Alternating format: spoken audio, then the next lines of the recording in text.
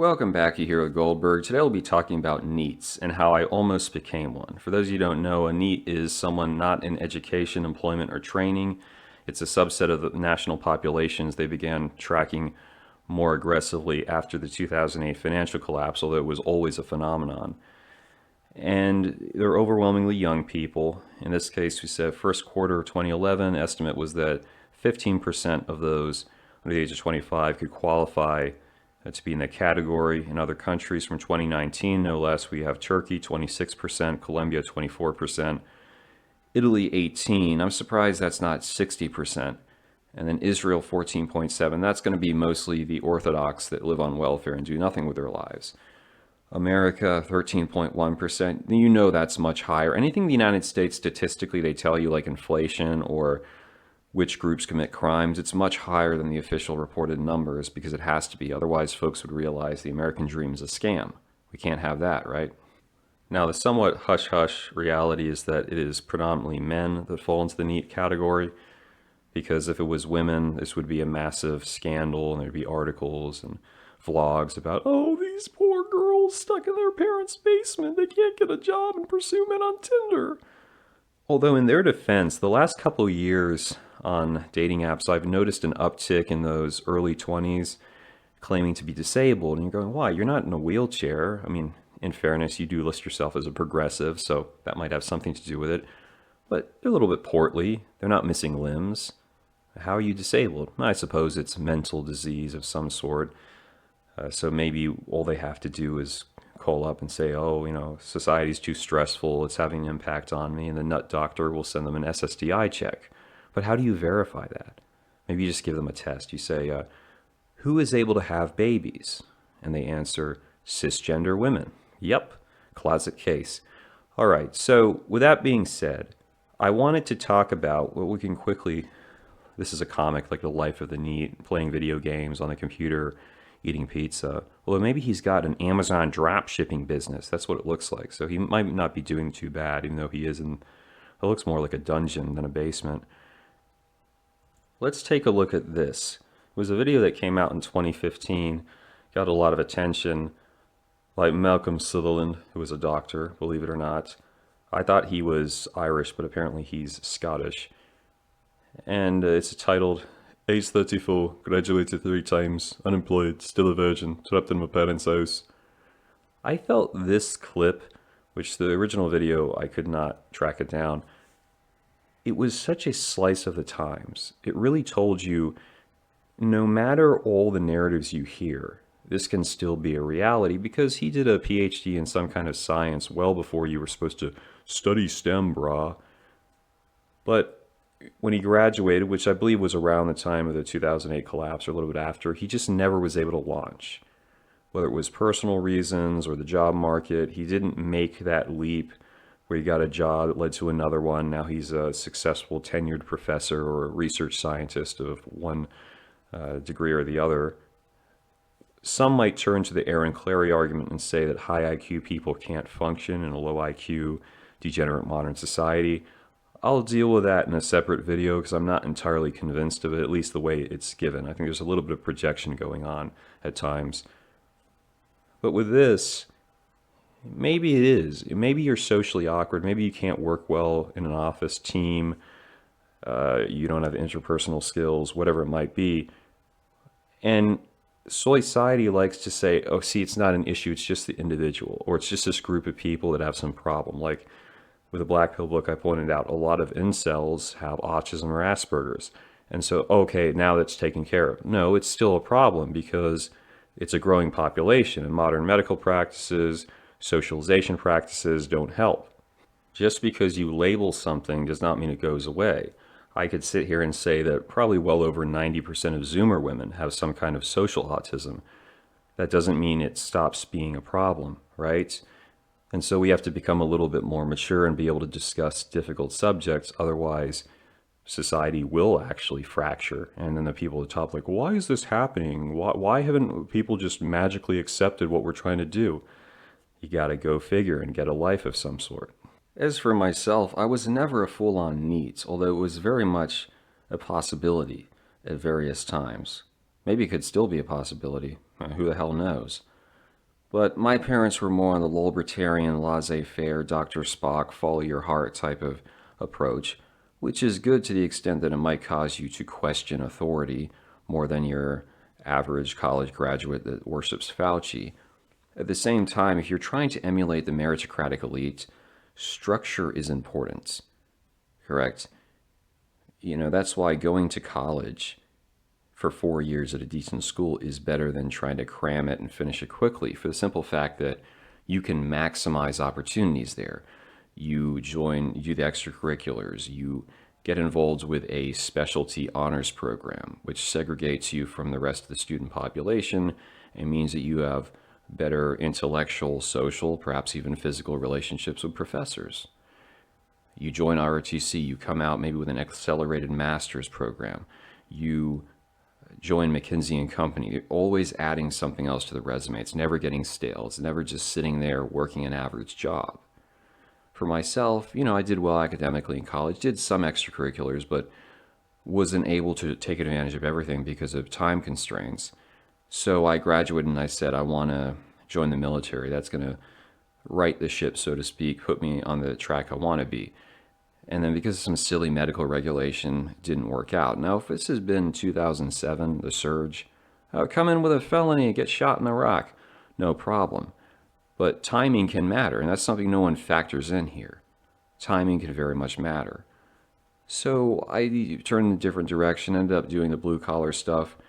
That's where I worked at the plant. If I had stayed there, I calculated in 2020 I would have been making like 60 grand base. Now, to be fair, that's with really good health care that was really cheap and also a pension. But comparatively, my manager there had been working in that industry for 20 years. The high end of his salary scale, which I don't know if he'd even reached yet, I was able to do that in like 2019, 20, I think 2021. Not 22 because I decided not to be Biden's bitch for the first couple months, but this year is going to be even superior to that. So it shows you a difference. I understand there's inflation and all that jazz, but you see how circumstances and even just getting a certain job or cert or career field can make such a big chasm between what you're able to do now, what you might be able to do in the future. And that matters a great deal. People like to try to write it off. They don't realize how serious circumstances can really be, or opportunities you have can be. Returning to Malcolm for a second. This is his newer channel. It doesn't have all the old videos, though. It's people 20 years younger than me. This is a message to you. You are in the most critical stage of your lives. Now, let me just say, life ends at 25. Now, you think about it. What do I mean by that? Life ends at 25.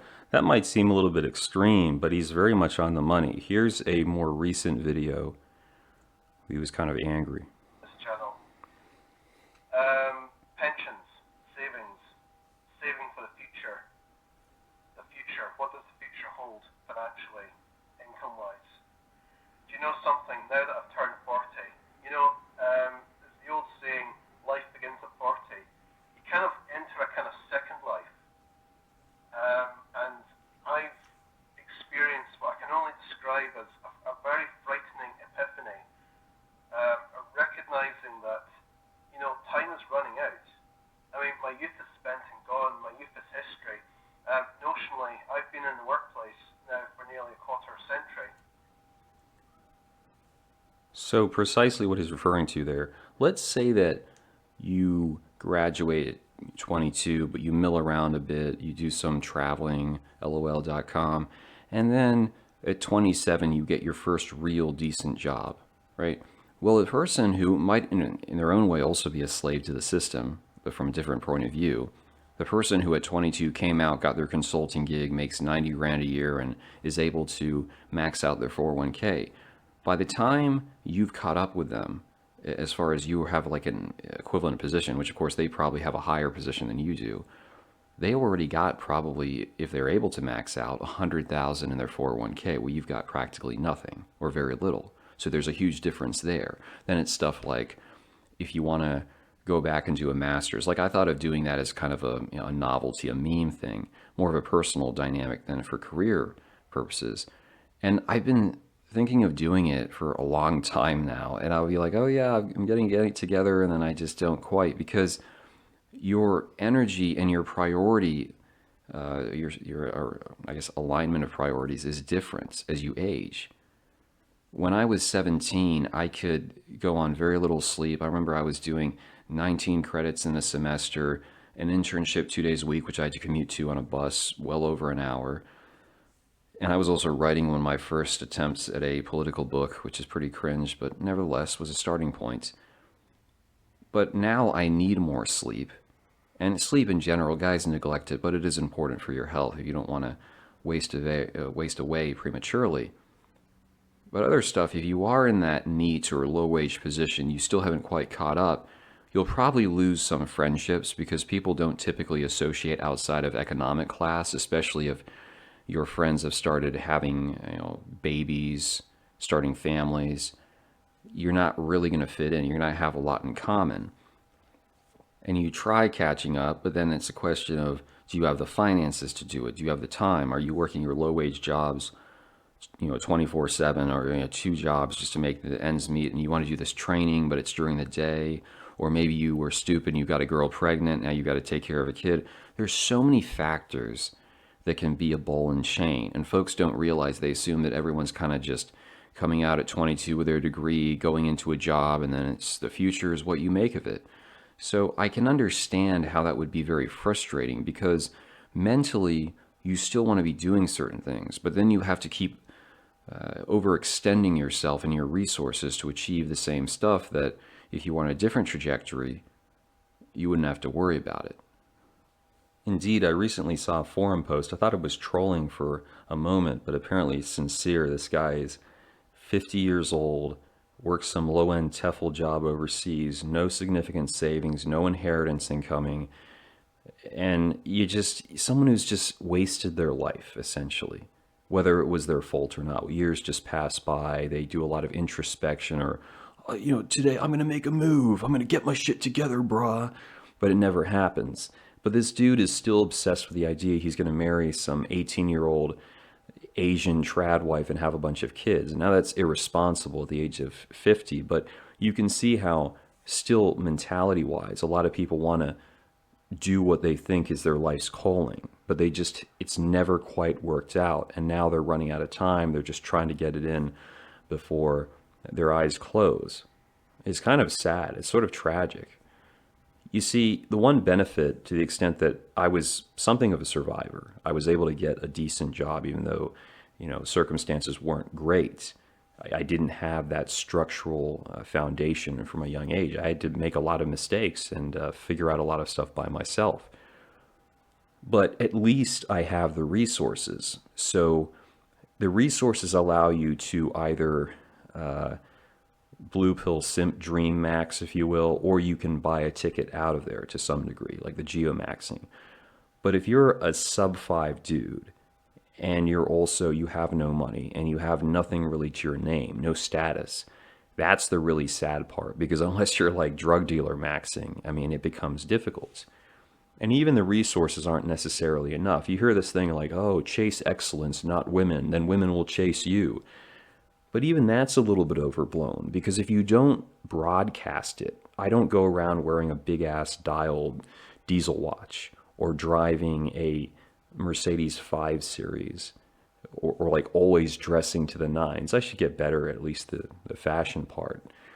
But if you're not doing that, women don't know that you exist. So even there, the resources matter to a degree, but only to the extent that you flash them. But if you are a NEET and you have literally nothing, you're going to have to, trying to find someone becomes increasingly more difficult, because even feminist, equalitarian style women, they don't want to be with a guy who makes less money typically, unless they have some like financial domination fantasy. They want to have the man, be able to provide for them, because they see it as, oh, I'm investing in you to some extent.